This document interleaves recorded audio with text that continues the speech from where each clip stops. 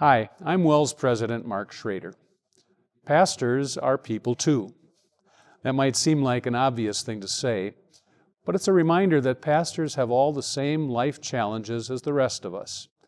New pastors are often just getting started in their roles as fathers and husbands, and they may wear many hats in the congregation.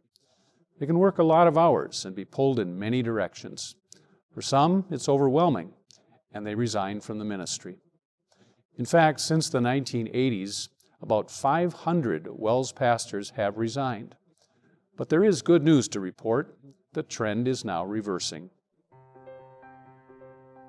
Reverend Garrett Elford and his family have made a lot of moves.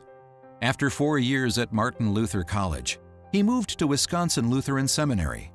Preaching the gospel in the synagogues and telling people. Then to Texas for a year as a vicar.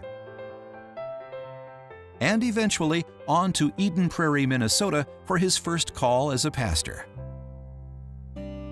Yet, in many ways, Reverend Elford's journey is just beginning. As a new pastor, he is well prepared in the Word, but there are certain skills that only come from experience. When you first start with being a pastor, you have two thoughts at the same time, and one is, I know exactly what I need to do, and the other thought is, I have no clue what I'm doing. Understanding how to handle the personalities on a church council, for example, can take time to work out. The stresses of sudden funerals, budget shortfalls, and meetings every evening can take a toll. Pastors have particular things that they have to deal with that only other pastors are really going to understand. For some, the stresses can become too much, and they resign. In the last 30 years, as many as 1 in 4 new pastors resigned their positions. The good news is, we know how to address this issue, and the trend is reversing. The key is this: a one-on-one mentoring program that pairs new pastors with their more experienced colleagues. We have a structure in place in our church. He's going to have burdens to bear, and he doesn't have to bear them alone. One of the strong points of the mentor program is you've got somebody to go to immediately to say, how do I get ready for this? What have you seen in your past? So a tremendous blessing to have somebody with that experience to help you. Reverend Elford's mentor is Reverend Stephen Schmiel.